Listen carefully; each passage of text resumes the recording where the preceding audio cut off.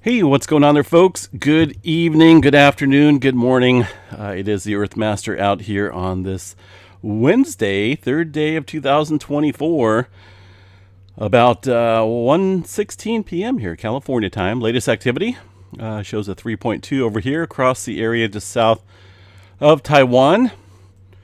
We'll get to the rest of this activity here in a little bit. We did notice a little bit of larger scale movement up towards the Iceland area along the divergent zones up here.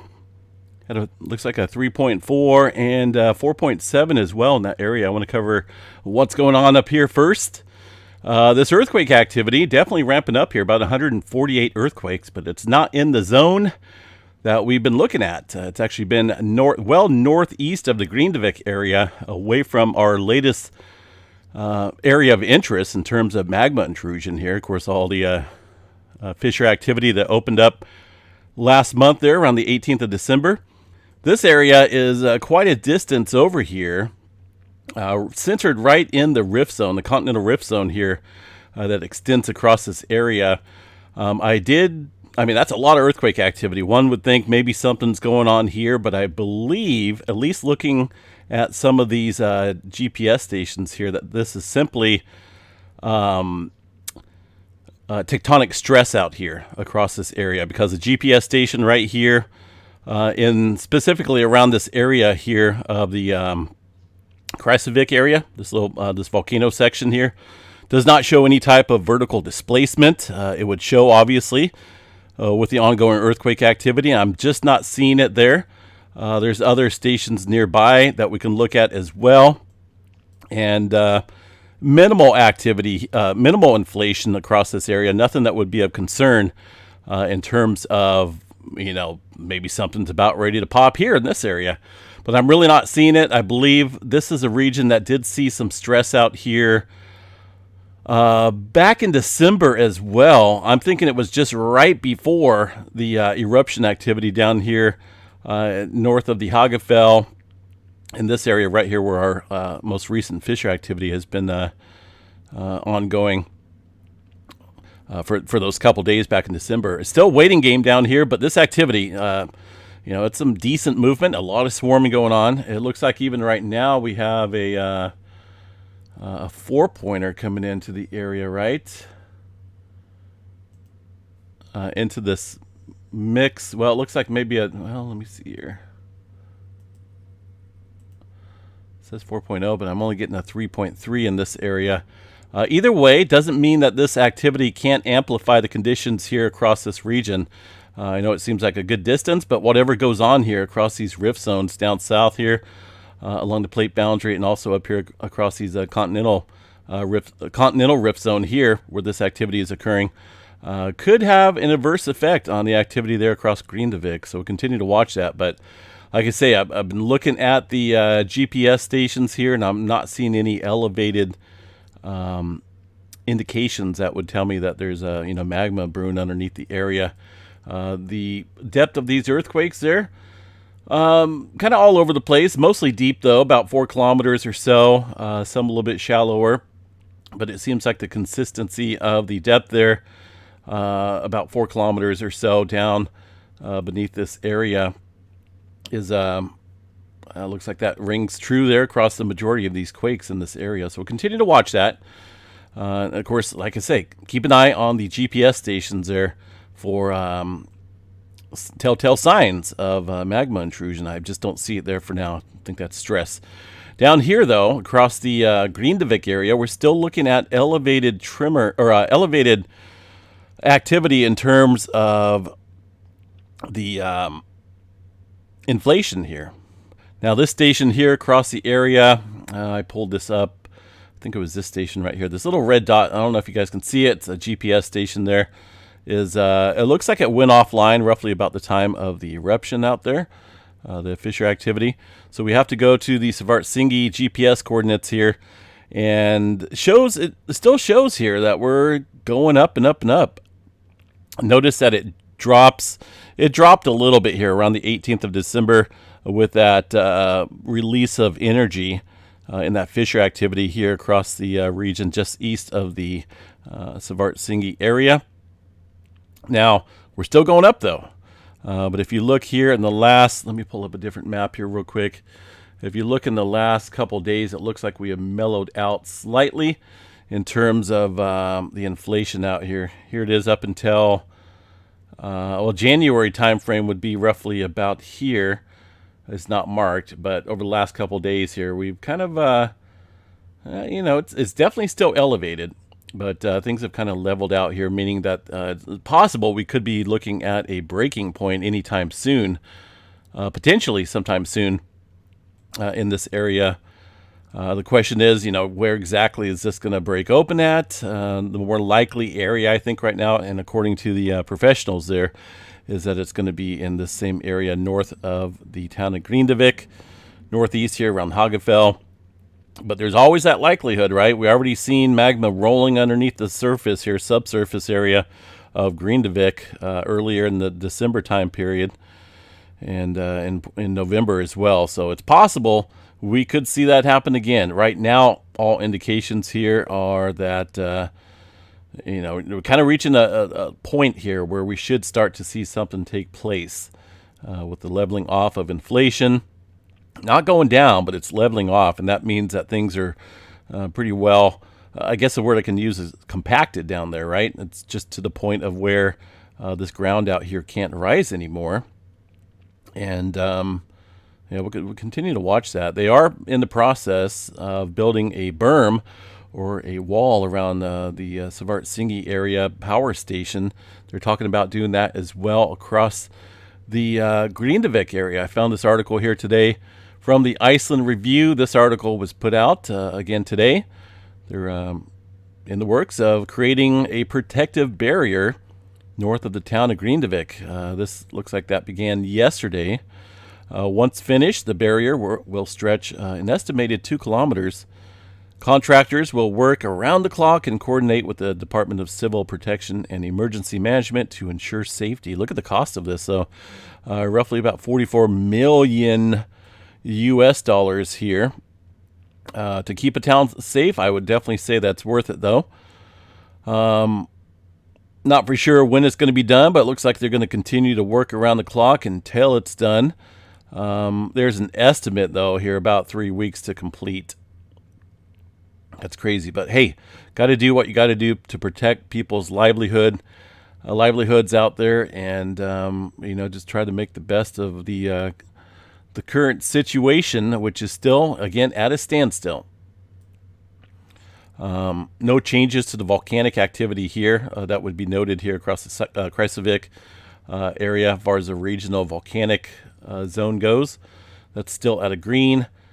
Again, if this activity was accompanied by tremendous uptick or uplift, then that would obviously be a sign of magma coming up really quick from the area. But I believe this is just pure stress out here across that continental rift zone. But we'll continue to watch that and report back on any major changes that takes place out here. All right, earthquake activity across the rest of the globe, or the map here does show, looks like a 5.1 coming into the Mog Islands area. 10 kilometers deep. This is a zone very close to the zone that's seen that earthquake swarming here a couple months back here. Very shallow earthquake activity. About 10 kilometers deep or so for that 5.1. That's the defaulted level. Tends to always be about 10 kilometers or so when they put it at the surface across the ocean. We did see what looks like a little bit of deeper movement here earlier this morning, 4.6 and a 4.2. This recent earthquake right here is in about the middle ground here of these two earthquakes. Deeper earthquakes obviously add further strain. This is a major subduction zone up here. Mariana Trench, Izu Trench area. And now we're getting some surface adjustment with the strain that's going on deeper into the subduction zone. So that means to watch this area upstream, as a 5.1 here just came into the area, very shallow. So continue to watch this area pretty closely. A look at the last 7 days in this area really hasn't seen much. All the movement has been off of this area. So it looks like we may be overdue, specifically roughly around the Izu Trench south into the Guam area. So keep an eye on this region here today. Definitely shown some elevated activity. Up here across Japan, aftershocks are continuing at a lesser rate, though, compared to yesterday. Still got some shaking going on there, obviously. Although the majority of this, if you look at it, the majority of this here is from yesterday or very early this morning. All right, further down south, of course, things continue there across the area of the Indonesia Islands region. Java Trench area, still seeing quite a few fours out here. Spread out all over the place, it looks like. A handful of shallow and deeper earthquake activity. Definitely active out here, it looks like, today. See across the Himalayas up here, some smaller quakes, it looks like, across this area northwest of the Nepal area along that plate boundary. The Mediterranean area, of course, seen looks like a little bit of earthquake activity today, nothing major. 2.5 coming into this area right now. And of course, some divergent boundary activity up here in Iceland and further down the line. So we definitely should keep an eye here on the region of Grindavik here in the coming hours and days, as we could see some activity ramp back up in that region. 3 weeks, I don't know if 3 weeks is enough to build a barrier around the town, but then again, lava does flow pretty slow, but that doesn't mean that that fissure activity won't open up in or around the Grindavik area next time, which could be soon. Movement down south here across the Antarctica area. One earthquake into the South Sandwich Trench, 4.9. Pretty recent earthquakes down here. I think the USGS is reporting those 2 quakes. So a little bit of adjustment taking place out here today. A couple of 5s and some even a 4-pointer here, it looks like, in the Chile area. Most of these earthquakes here are pretty deep into the subduction zone. My birds are kind of going crazy here in the background. Even with the light off, they still like to chirp. They hear me chirping out here, so it probably keeps them going. Let's see. So there's that most recent activity there. The Fiji area southward, not a whole lot of movement here across the New Zealand area. Nothing really showing up here across the earthquake 3D globe. North America, let's check this out up here. We have been seeing a little bit of activity out on the East Coast here recently with another earthquake this morning. A 2.0 coming into the, is that Loudon, New Hampshire area? New Hampshire? 5 kilometers deep. Very small earthquake, but it looks like a few folks reported feeling that 2-pointer. Goodness, right around the epicenter area. Yeah, more than a few people. They're around Concord. It looks like most of those reports coming in. And as I had chatted yesterday, the East Coast out here is prone to some large earthquakes in very distinct areas. But as a general geography type setup out here in terms of mountain ranges and fault systems, there's obviously many fault systems out here, some large and capable enough to produce some large earthquakes. But up here in the northeast, there's still within that little blue zone, so there's always possibility of seeing earthquake activity, not the damaging type. Although this earthquake here, the 2.0, struck in the region of the highest area out here across the Manchester region. Not for sure exactly when they had large earthquake activity, but we can glance at that real quick. Let's go.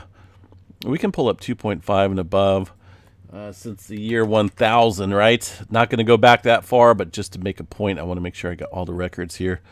Specifically around this area of the New Hampshire region, and roughly right about here, we're going to draw a little area and just see what we got here for historical data.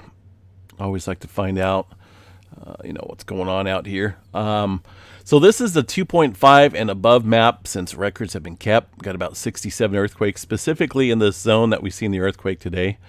It looks like back in, and that the earthquake today was only a 2-pointer, so it's not showing up on this map, but Looks like back in December we seen a 2.7 in that same area. A couple earthquakes over the years in the 2 range, but 3.2 back in 2010. I'm looking for larger scale movement here, and I know they had it. There was a 4.5 back in 1982. That earthquake just north of the region where today's activity struck. So that's a pretty decent earthquake for out there, but it does get bigger. 5.6 back in 1940, 5.3, 1940. Most of these, though, are up north a little bit outside of the main hazard zone until we get down here, until we get down to the bottom where the largest quake is. A 6.5. Goodness. Just outside of this area of interest here today where that 2-pointer struck, and this one from last month. Seen a 6.5. Goodness. 1638. How do they know it? Well, records and geology studies and whatnot gives us clues. Maybe, who knows? I don't remember studying too much on this earthquake out here. But obviously it looks like this region can see some pretty decent size earthquakes. There might be a little further reading necessary. After this update, I may look into that and see what all transpired out here in terms of the damage. I mean, that's a decent earthquake. 6.5 today would be quite devastating out here across this area. A lot of towns out here, just north of Boston by a little distance. Either way, similar to what we see in terms of the New Madrid seismic zone with some of the smaller earthquake activity we see from time to time, it just lets us know here that this zone up here, where the activity has been striking up here in the last couple months there, with that 2.5 last month and the 2-pointer today, lets us know that this fault system up here is still very much alive and definitely could be building up strain, at least upwards maybe of around the 6.5 range, such as that happened back in the 1600s. New Madrid seismic zone, right? Still see earthquake activity here from time to time. 1800s there. We did see a series of large 7s out here in this area. So yeah, just be on guard. A lot of people think that most of the earthquake activity is around plate boundaries, and it is. It definitely is around plate boundaries such as California and, of course, down across any other plate boundary. But still, these intraplate earthquakes can do some damage and get rather large as well. It just takes a little bit more time for the accumulated slip rate, the strain, to build up here. In 1600, goodness, a little bit of time has passed.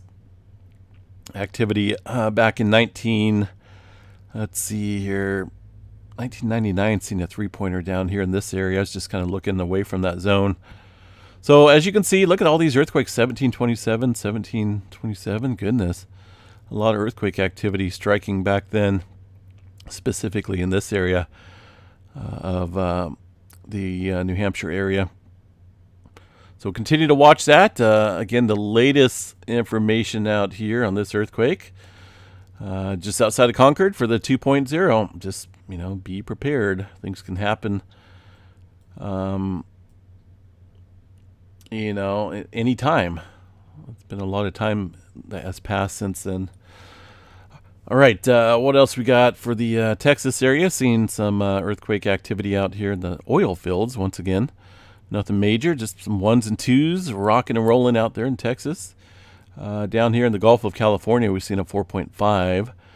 Got to watch for some further activity up north here along the plate boundary following this movement, where it looks like we are seeing a little bit of activity here today, just off the southern branch of the San Andreas Fault and just off the Brawley seismic zone. Most of the swarming occurring just after the plate boundary here on the North American side of it. That's where a lot of the strain does transfer, so to speak, off of the main plate boundary here. That's a little worrisome, but it's not a huge swarm yet, but definitely kicking up here in a couple different areas.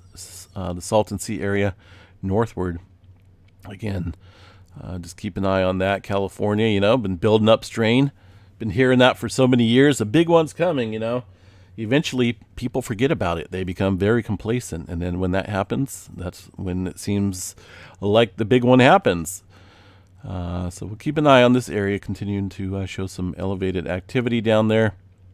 The rest of Northern California here, pretty quiet. Not seeing anything major going on. I don't always cover this area here because it's almost an ongoing event there across the Clear Lake volcanic field. We're talking about over 1,000 earthquakes here in the last day. Somebody would think, wow, is it going to blow? Is there a volcano there? Obviously, there's some heated surfaces below. We got Mount Konocti up here. There's a lot of hydrothermal plants out here that create some energy from a certain process there by utilizing the heated areas below. But there's almost always earthquake activity out there involved in that process.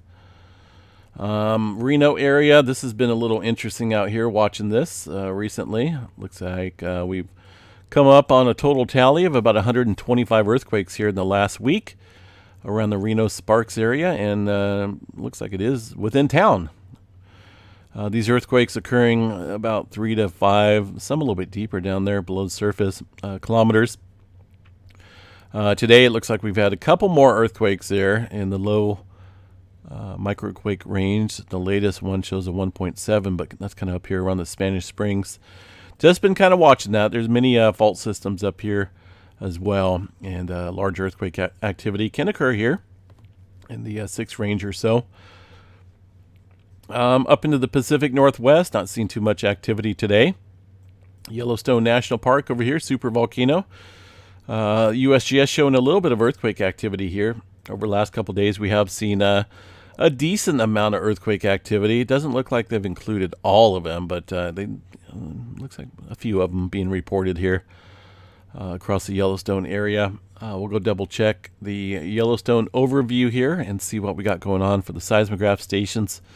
Here's some of that earthquake activity today occurring near the Mary Lake area. Very small earthquake activity, nothing big, not even a swarm. Let's see what we've got down here across the Grant Village area. A little bit of a handful of earthquake activity down there as well, but nothing like what we had seen here. On the 1st of January. Seemed like a lot was happening out here with that large solar flare. A large earthquake in Japan. Yellowstone started swarming here for a little bit. All this activity was following the 7.5 and the flaring activity. So it looks like the first kind of rang in like coming in like a lion. I don't know what that means as far as the rest of the year goes. Could be even more interesting here as we get deeper into the 2024 era. All right, what else we got here? Let me see if I missed anything out here on the globe. New Zealand, like I said, not a whole lot showing up here for now. Just keep an eye on this area around the Mariana Trench. Deeper activity. Obviously, the surface adjustments taking place now. Could see some further activity. Space weather activity. Zoom in here to the solarham.net site. A source of valuable information out here for sure. We are looking at a proton event forecasted there at about 90% chance. These are some low energy protons, I believe, that were produced from that X flare here a couple days ago, reaching the planet. It does look like it's affecting just the solar polar region area for now, and somewhat over the area in the north, mainly around where the sun is centered at right now. So, but I don't think, that expected CME that blasted off, I don't think it really had any effect here. At least not according to what they had planned there. They were expecting like a G1 class storm here yesterday. But we are getting some activity right now. So might want to keep an eye out for the auroras out there. If it's dark in your neck of the woods, I'm really not expecting much, but it definitely looks like things are kicking up slightly there. 95% chance for C flare, M flare at 55, X flare around 25% chance or so. And that is due because, well, we have a couple sunspot regions here that are turning into view. This area right here still looks very complex. Watch that area pretty closely. So, hopefully it holds up, maybe continues to evolve and strengthen. It is getting into position here where things could get rather interesting in terms of geoeffective activity should a CME or a large flare happen out here around the sunspot region. This newer area up here kind of looks like it's taking a split, but also getting a new little magnetic core here within this region. So we'll continue to watch this area as well. But I think for now, our main region here is going to be 35, 36? This area right here does harbor some potential for some X-flare activity. Over the last 24 hours, though, flaring activity has been kind of minimal, C-flare activity. But it's still looking active. We're still kind of popping here like popcorn. Not really seeing any stair-stepping. Stair-stepping similar to what we've seen prior to that X-flare activity there about 7 days or so ago. Notice this flaring activity getting stronger, and stronger. I call that a stair-stepping event, and then we get a big one going on. But we'll continue to watch that and see if we get any more interesting activity. Storm Prediction Center out here today. Not a whole lot of severe weather over the next couple days. Maybe a slight chance. It looks like as we head into Friday and Saturday, marginal risk for some severe weather out here. But we'll check that out a little bit later. That's a couple days out. Numerical models out here. We're going to start noticing a change in the pattern out here across the 48, lower 48 here. We're going to be looking at, well, it looks like this hasn't updated all the way, but we're going to be watching a lot of these storms hit the west coast from out of the north now, bringing with it some colder air. So we're going to watch that jet stream kind of taking a huge rise up out in the eastern Pacific, almost up into the Alaska area, and then it's coming right back down over the west coast. That's going to be bringing in a lot of colder air out here as we head into the next couple weeks here. Looks like the 15th or 16th time period of January should be around the brunt of the coldness, so to speak. I know last night in the update, let me bring back the previous run out here across California. It showed what looks like a major snowstorm going to hit the west coast right about, let's see, where is it? I wonder if it was that one right here. Let me bring up the regions. Southwest, right here. Look at this. Now that's quite impressive if this plays true. We'll have to watch these models and see how consistent this is. But this calls for like, well, it looks like maybe around Colusa County northward, Redding, Chico, Willows, Orland, all that area getting like quite a few inches of snow and even some ice out here, it looks like maybe. But we'll have to see how this holds up. This is a ways out, right? This thing could be a little out of whack right now. And again, this is around the 14th, 15th time period when a lot of the colder air is going to be positioned out here across the a good western portion of the country. But it does look like we pick back up some of these storms here from the southwest area. That type of flow brings in the warmer storms and the heavier precipitation out here to hopefully finish off January. I mean, it's looks like we were supposed to get, supposed to be a pretty wet January according to a couple different weather models out here. That's November. That was December. See, January, this is a forecast, anomaly precipitation forecast here from one of the weather models here at the Physical Sciences Laboratory with NOAA. Does show January to be quite wet out here across the west coast, and February as well. March looks to be wet as well, so we'll continue to watch that. Right now, we don't have a lot of rain in the forecast here across the west coast. It's going to be a lot colder air coming in, but it doesn't look like it's going to stay dry for too long. After about the 15th or 16th of January, we should see things kick back up. Let's see what else is going on here, folks. Any crazy stuff going on out in the buoy world? Not seeing any unusual activity out here. Check out the seismograph stations here, see if anything going on. A little bit of activity there across Yellowstone. It looks like nothing big, just a handful of smaller quakes. Not for sure what happened to my Canyon station here. That looks like a little adjustment going on there, but May have to fix that. But either way, all the seismograph stations for now look pretty calm across the majority of the stations here that I have around the globe. Japan as well. All right, folks, have a good one. Just kind of a Wednesday. You know, Wednesday is just Wednesday. I don't know if I like Monday better or Wednesday better. I mean, Wednesday's halfway through the work week, right? Well, one day closer to Friday, but I don't know. Something about Wednesday. I'm not for sure if that's a good day. I mean, Thursday's good. Obviously, we're closer to the weekend, so we'll just get through this day and then continue on. But stay safe out there, folks. Have a good one. Member drawing is coming up here around the 15th of January. We are continuing that as we head into the 2024 year. Coming up on, well, over a year and a half now, almost 2 years of our member drawings that we've been doing here. For the members that decide to jump on board, obviously we provide some extra videos, extra perks, extra emojis and icons there for the chat, and also monthly drawings where we give away prizes to the members in a random drawing that we do live. So kind of a cool deal. We're going to continue that this year. And like I say, we're coming up here in just a little under 2 weeks or so, the 15th of January. So jump on board. Seen we got about 5 or 6 new members here in the last couple days. So welcome. All right, folks, I'm out of here. Have yourself a good day. Take care and stay safe out there. Be prepared.